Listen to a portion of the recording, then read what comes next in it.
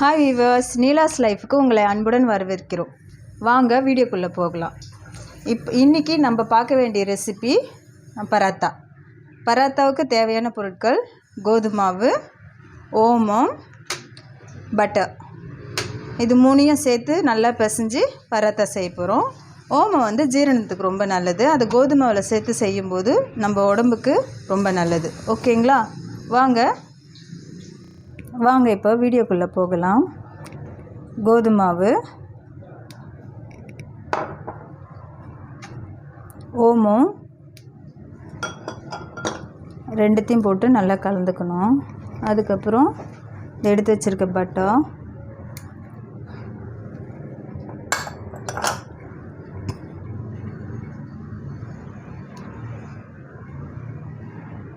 நல்லா இந்த பட்டர் சேர்த்து நல்லா கலந்து விட்டுக்கணும்.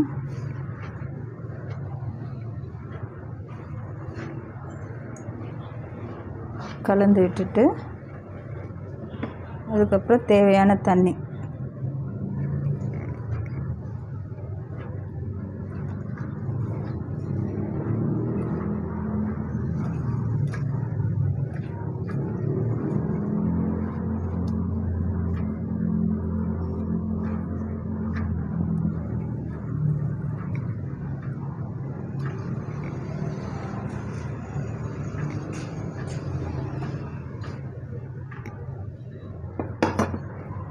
தேவையான தண்ணி ஊற்றி இந்த பதத்துக்கு சப்பாத்தி மாவு சப்பாத்தி மாதிரி தான் இருக்கும்.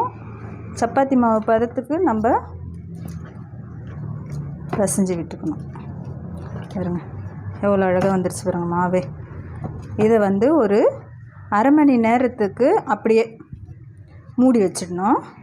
மூடி வச்சுட்டு நம்ம அடுத்தது பராத்தா தட்டி சுடலாம். ஆனால் ஒரு அரை மணி நேரம் இருந்துச்சு, இல்லை ஒரு 1/4 மணி நேரம் நம்ம வச்சுருந்தோமா பராத்தா நல்லாயிருக்கும் சாஃப்டாக. ஓகேங்களா? அரை மணி நேரம் கழித்து பாருங்க இந்த அளவுக்கு இருக்கிற மாதிரி பார்த்துக்கணும். இப்போது பரோட்டா தட்டலாம். இந்த தோசைக்கல் வச்சு ஆன் பண்ணிக்கலாம்.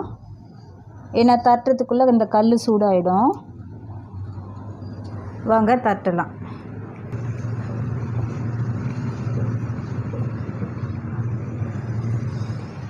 சப்பாத்தி தட்டிக்கலாம். இந்த அளவு மாவுக்கு ஒரு 3 சப்பாத்தி வரும். பராத்தா 3 பராத்தா வரும்.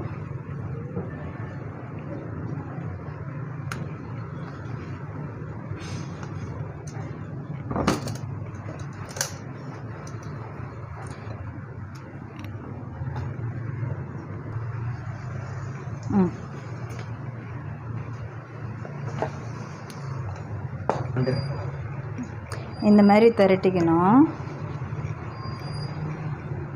திரட்டினீங்கன்னா நல்லது.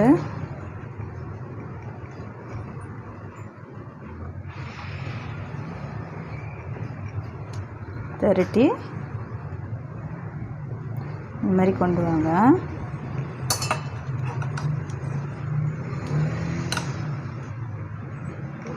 இதுக்கு வந்து எண்ணெய் யூஸ் பண்ணால் நல்லது. ஏன்னா அப்போ தான் நல்லாயிருக்கும். அதனால் எண்ணெய் யூஸ் பண்ணி திரட்டிக்கலாம். 3 பராத்தா இந்த மாதிரி நம்ம திரட்டிக்கணும். அந்த 3 பராத்தா தட்டி வச்சுருக்கேன். அதை நம்ம இப்போ சுட்டு எடுத்துக்கலாம். கல்லும் காஞ்சிடுச்சு.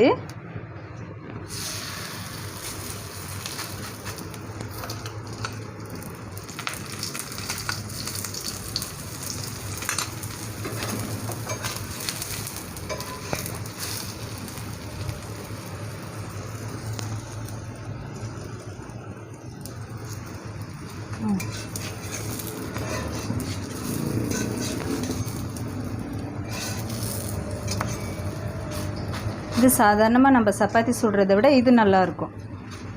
இந்த மாதிரி சாப்பிட்டோமா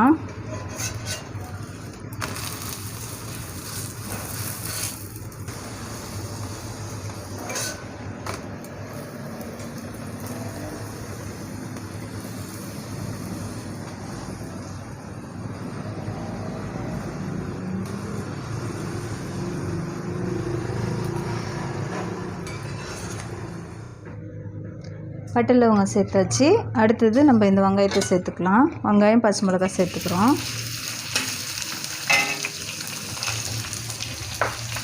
சேர்த்து இந்த வெங்காயம் நல்லா வதங்கின பிறகு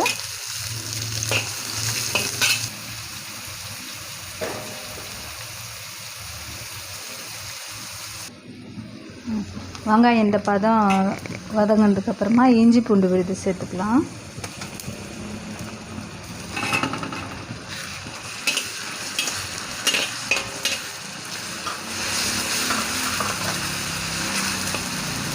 இஞ்சி பூண்டு கொஞ்சம் வதங்கினதுக்கப்புறமா தக்காளியை சேர்த்துக்கலாம்.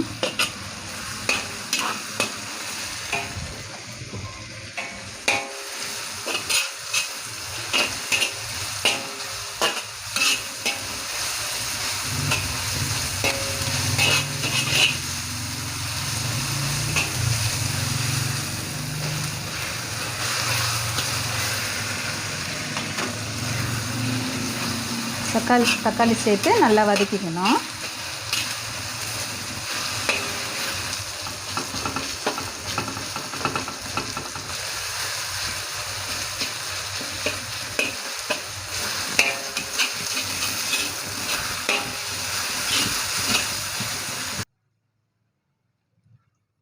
அடுத்து சேர்த்துக்கணும் தக்காளி, மில்க் மேக்கோ,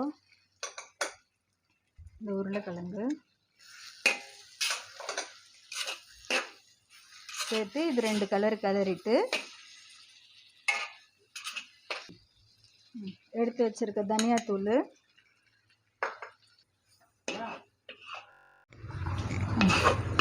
இது 2 பரட்டிட்டு தேவையான அளவு தண்ணி ஊற்றிக்கலாம்.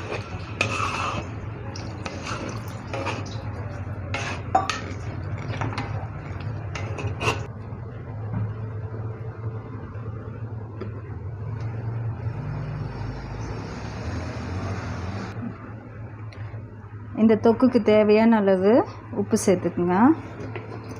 உப்பு சேர்த்துட்டு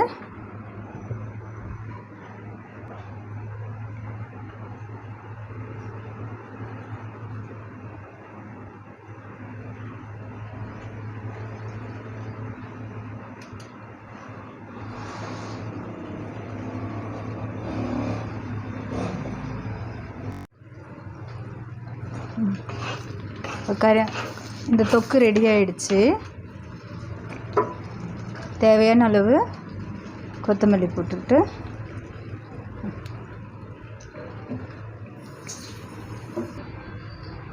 இந்த கறி இப்போ ரெடி ஆயிடுச்சு. நம்ம முதல்ல செஞ்ச பராத்தாவுக்கு இது தொட்டுக்க ரொம்ப நல்லா இருக்கும். இந்த வீடியோ உங்களுக்கு பிடிச்சிருந்தா லைக் பண்ணுங்கள், சப்ஸ்கிரைப் பண்ணுங்கள், அப்படியே பெல்லையும் தட்டி விடுங்க. ஓகேவா?